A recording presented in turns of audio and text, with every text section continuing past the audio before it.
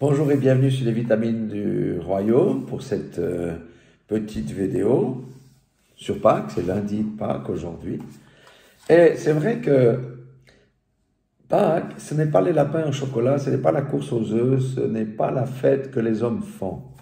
En fait, Pâques, c'est quoi? Peut-être sous un angle un peu plus particulier, c'est la communion intime avec notre ressuscité, avec Jésus-Christ. C'est ça la fête chrétienne.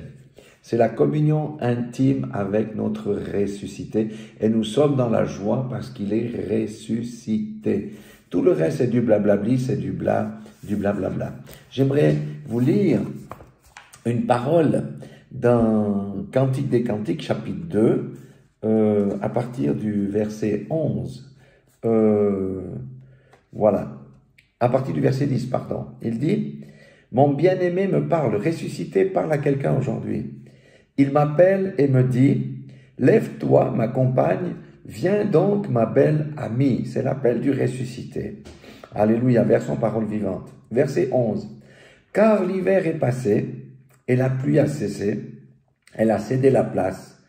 On voit des fleurs éclore à travers le pays et le temps de chanter est revenu pour nous. La voix des tourterelles retentit dans les champs. Tous les figuiers bourgeonnent, leurs premiers fruits mûrissent, la vigne en fleurs, embaume, exhalant son parfum. Lève-toi, ma compagne, ma belle, mon amie. Viens donc, ma belle amie. Alléluia. C'est un appel du Seigneur. Si lui, il est ressuscité, nous avons aussi besoin de résurrection. Je ne parle pas de la résurrection finale, mais nos vies, quelque part, sont mortes parfois. Nous avons besoin d'une résurrection dans nos vies. Le Seigneur nous appelle à nous réveiller. Je vous donne un exemple qui est universel dans le corps de Christ, à peu près. Nous avons perdu le premier amour. Le premier amour que nous avions pour Christ doit être réveillé, doit être ressuscité. Alléluia. Dans beaucoup de couples, le premier amour aussi a disparu, doit être ressuscité. La complicité a disparu. L'harmonie a disparu. Nos relations aussi avec les autres, il y a peut-être des relations qui sont mortes, qui ont besoin d'être ressuscitées. C'est ça la puissance de Pâques, la puissance de la résurrection. Notre santé a besoin d'être restaurée aussi. Ça fait partie de la puissance de la résurrection. Alléluia. En tous les cas, quoi qu'il en soit, j'aimerais vous lire une deuxième parole. C'est dans Éphésiens chapitre 5, verset 14. C'est un appel.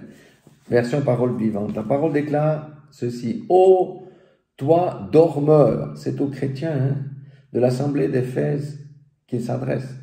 Et c'est aussi pour nous. « Ô toi dormeur, réveille-toi d'entre les morts.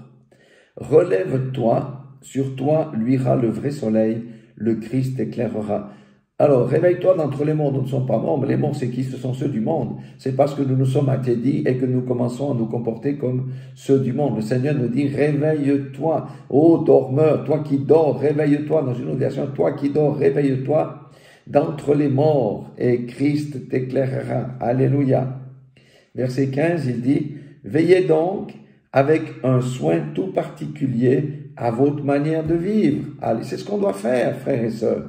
Cessons de nous conformer au monde pour vivre, mais conformons-nous à la parole de Dieu. Agissez avec la conscience de votre responsabilité. Vous êtes sur la terre, je suis sur la terre pour un but, c'est de servir Christ. C'est pas que Christ nous serve, c'est fini ce temps-là. Il est venu pour nous servir, il a donné sa vie pour nous, afin que nous puissions être libérés de tous nos ennemis et que nous puissions le servir sans crainte tous les jours de notre vie, selon Luc 1, 74. Ne vivez pas au jour le jour sans passer à plus loin comme ceux qui ne connaissent pas le vrai sens de la vie. Nous devons retrouver le vrai sens de la vie, que le vrai sens de la vie ressuscite dans nos esprits. Comportez-vous en gens avisés qui se rendent compte en période présente. Devenez maître de votre temps. Mais oui, aujourd'hui, on se laisse dominer par le temps, par l'agenda du monde, par nos téléphones. Ce n'est plus nous qui maîtrisons notre temps. On se laisse dominer par le temps parce qu'on ne prend pas le temps de méditer, de revenir au Seigneur et de savoir ce qu'on doit faire pour lui. Alléluia.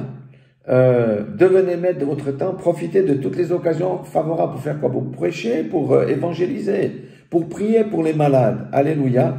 malgré les difficultés de l'heure, oui, précisément parce que nous vivons en un temps où domine le mal. Nous voyons ici toute la consécration dans ces quelques versets.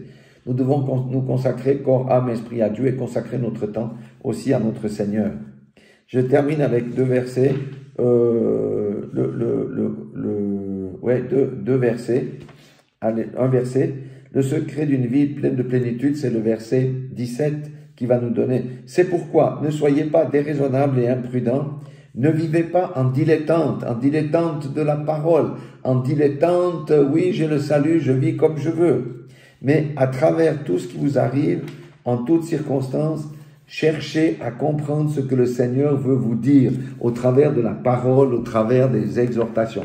Peut-être que le Seigneur veut parler à quelqu'un en ce moment même, au travers de ma bouche. Puis, tenez-vous fermement à ce qu'il vous demande.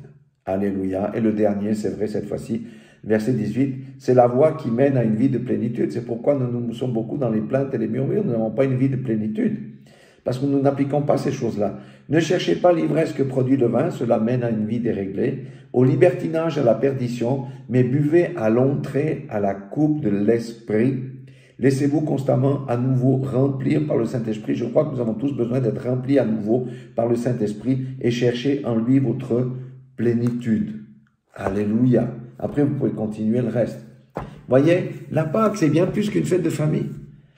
Ça doit être la fête de famille du corps de Christ qui se recueille dans ces instants et qui se remémore la résurrection de Christ. Avec la résurrection vient la vie. Nos vies ont besoin d'être ressuscitées à bien des égards, mais je crois que la chose la plus importante qui doit être ressuscitée, c'est notre premier amour avec Christ. Rappelez-vous à vos débuts, quand vous avez connu Christ pour la première fois, certainement que vous étiez assidus comme moi à la lecture de la parole, à la méditation, à la prière, et toutes ces choses. Aujourd'hui, nous nous sommes laissés emporter par le vent de la vie, le tourbillon de la vie, parce que nous ne cherchons pas à maîtriser notre temps et nous laissons la vie nous dicter son temps.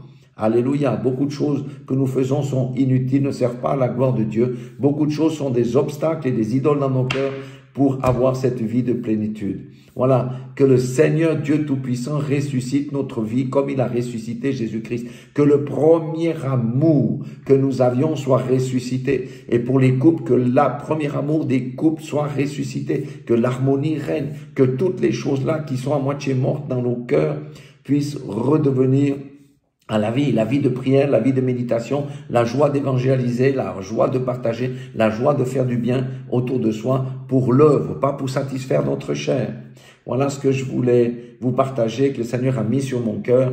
Moi-même, j'entre là-dedans, vraiment, pour dire, Seigneur, je veux que ce premier amour soit ressuscité dans ma vie. Je veux que tu sois à la première place dans ma vie.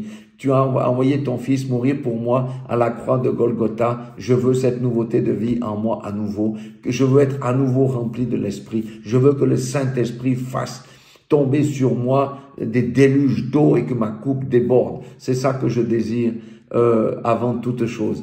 Voilà, soyez tous bénis dans le nom puissant de Jésus-Christ de Nazareth et que le Seigneur ressuscite tout ce qui est mort dans votre propre vie. Priez là-dessus, demandez avec insistance qu'il ressuscite tout ce qui est mort dans votre propre vie, même la santé. Et chacun connaît ce qui est mort dans sa propre vie. Que le Seigneur vous bénisse, que le Seigneur, oui, rende à la vie tout ce qui est mort dans votre vie, même les finances. Soyez tous bénis dans le nom puissant de Jésus-Christ de Nazareth. Amen.